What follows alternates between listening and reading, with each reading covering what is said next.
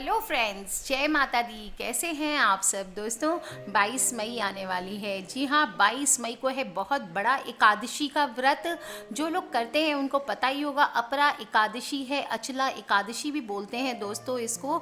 और अपरा एकादशी अर्थात इस दिन व्रत करने वाले को अपार धन की प्राप्ति होती है, यश और कीर्ति की प्राप्ति होती है। और जो लोग इस दिन चाहते हैं कि उन्हें यश मिले, कीर्ति मिले, तो इस दिन एकादशी पर आम, खरबूजा, आड़ू, केले आदि का भोग ठाकुर जी को लगाएं, लीची का भोग लगाएं, लागोट का भोग लगाएं, खुमानी का भोग लगाएं। और दोस्तों, उपवास करें तथा फलों का दान भी करना इस दिन बहुत बड़ा महत्व रखता है और फलाहार ही करना चाहिए।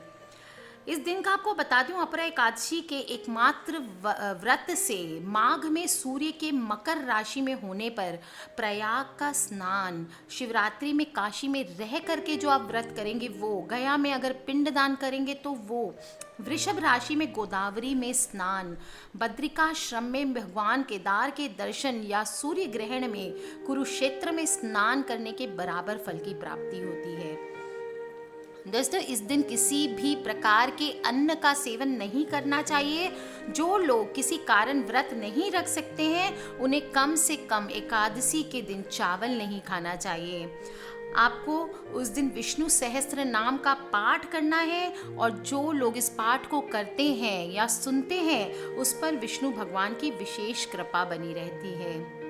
आपको बताती हूँ, युधिष्ठिर के पूछने पर श्री कृष्ण ने इस व्रत के बारे में क्या बतलाया था। उन्होंने बतलाया था कि व्रत के प्रभाव से भूत प्रेत जैसी निकृष्ट योनियां तथा ब्रह्म हत्या तक के पाप से मुक्ति मिल जाती है।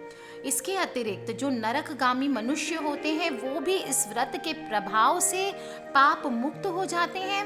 यह व्रत पाप रूपी वृक्ष को काटने के लिए, कुल्हाड़ी तथा पुण्य कर्मों की प्राप्ति के लिए कल्प वृक्ष के समान होती है। दोस्तों, अपरा एकादशी का व्रत रखने से व्यक्ति पाप मुक्त होकर के विष्णु लोक में प्रतिष्ठित होता है, उसे मोक्ष की प्राप्ति होती है।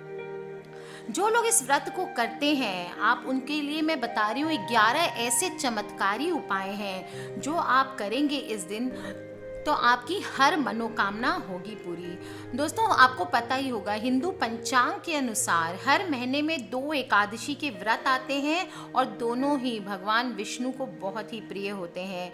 इसलिए इनको प्रसन्न करने के लिए सभी भक्त जन मिलजुल कर व्रत रखते हैं और धर्म ग्रंथों के अनुसार कुछ विशेष उपाय हैं जिनको अगर एकादशी पे किया जाए तो भक्त की हर मनोकामना पूर्ण होती है। दोस्तों, अपरा एकादशी को साधक की हर मनोकामना भगवान पूर्ण करते हैं। अगर ये जो विशेष उपाय मैं बताने जा रही हूँ वो आप करेंगे तो भगवान विष्णु भक्त पर प्रसन्न होकर के आपकी हर मनोकामना को पूर्ण करते हैं। बहुत छोटी छोटी चीज़ें हैं, जैसे अगर आप निरंतर कर्ज में फंसते जा रहे हैं तो, अगर आप कर्ज में डूबते जा रहे हैं तो अचला एकादशी के दिन अपने समीप स्थित किसी भी पीपल के वृक्ष पर पानी चढ़ाना है और शाम को दीपक लगाना है। पीपल में भगवान विष्णु का वास माना जाता है। इससे ये उपाय वहाँ खड़े होकर के दीप जला करके 10 मिनट बैठ करके विष्णु भगवान के किसी भी मंत्र का जप करें। विष्णु सहस्त्र नाम का अगर पाठ आता है तो सुने या जप करें, उसको करें और आप देखेंगे बहुत जल्दी आपको कर्ज से मुक्ति मिल जाती है। दोस्तों, इस दिन दक्षिणावर्ती शंख में जल भरकर भगवान विष्णु का अभिषेक करना चाहिए। इस उपाय को करने से भी भगवान विष्णु और माता लक्ष्मी दोनों बहुत ही प्रसन्न होते हैं। अचला एकादशी के दिन भगवान विष्णु का केसर मिश्रित दूध से भी अभिषेक कर सकते हैं आप, और ये करने से आपके जीवन में कभी भी धन की कमी नहीं होती है, ऐसा माना जाता है, और तिजोरी हमेशा पैसों से भरी रहती है। भगवान श्री विष्णु को हम पीताम्बरधारी भी कहते हैं, जिसका अर्थ है पीले रंग के वस्त्रों का धारण करने वाला। अचला एकादशी के दिन आप पीले रंग के कपड़े पहन करके पूजन में बैठें और भगवान को भी पीले रंग के कपड़े अर्पित करें। पीले फलों का भोग लगाएं, पीला अनाज चढ़ाएं। इससे भगवान विष्णु को सभी चीज़ों को मिलाकर अर्पण करें। इसके बाद ये सभी वस्तुएं गरीबों में और ज़रूरतमंदों में बांट दें। ऐसा करने से भगवान विष्णु की कृपा आपके परिवार पर और आप पर सदा बनी रहेगी। आपके जो भी कष्ट हैं वो सब दूर हो जाते हैं। दोस्तों, हो सके तो अचला एकादशी के दिन या अपरा एकादशी जो भी आप कहते हैं, इस दिन ब्रह्म मुहूर्त में उठकर किसी पवित्र नदी में गंगा स्नान कीजिए, जमुना जी में कीजिए, गोदावरी नदी में स्नान कीजिए, शिप्रा नदी में कीजिए, किसी छोटे मोटे सरोवर में कीजिए, जो भी तीर्थ स्थल है आपके आसपास वहाँ पे कीजिए।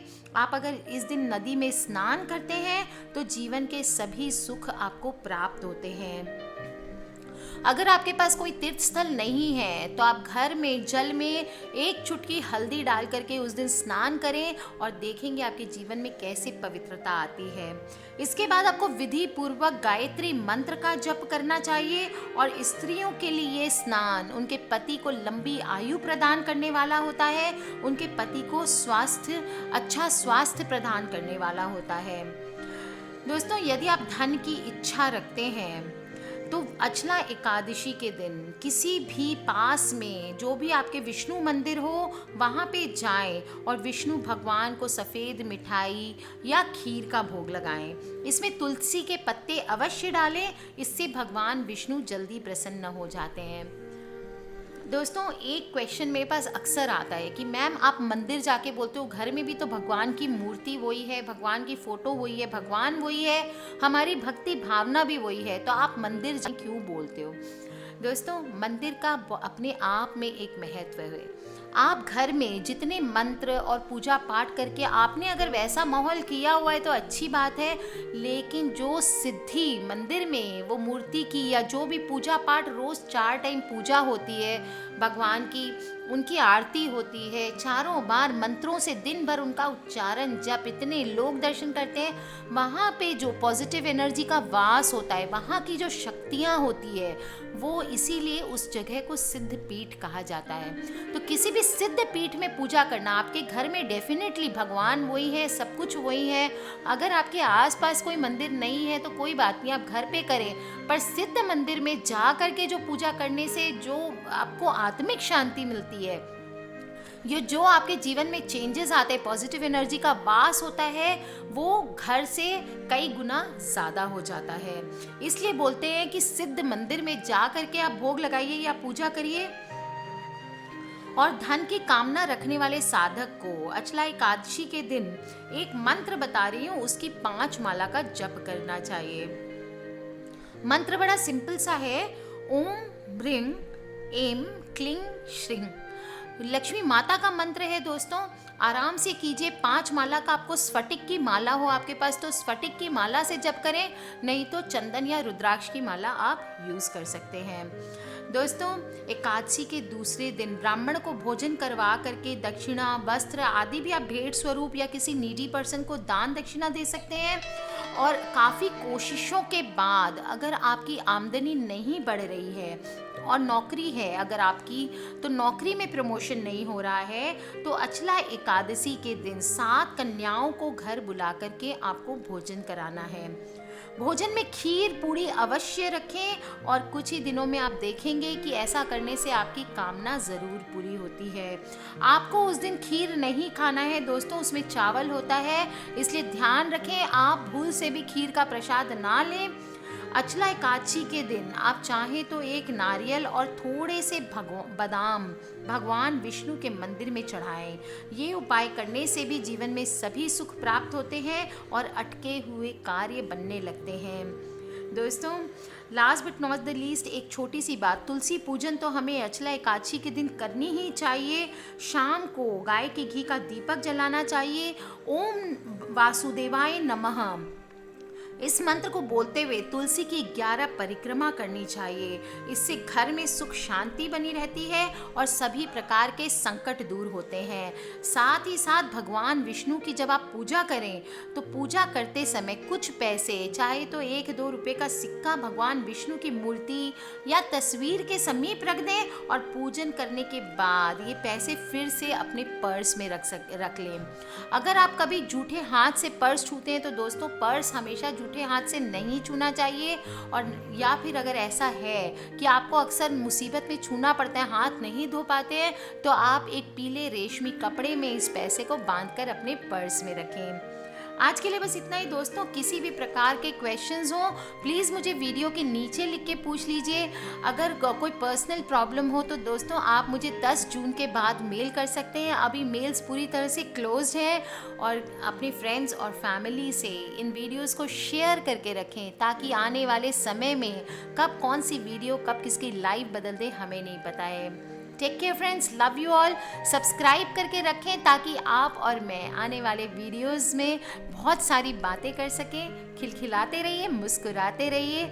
मना लीजिए विष्णु भगवान को। 22 मई को बहुत ही शुभ दिन है, अपरा एकादशी है दोस्तों। Take care, love you all and जय माता दी।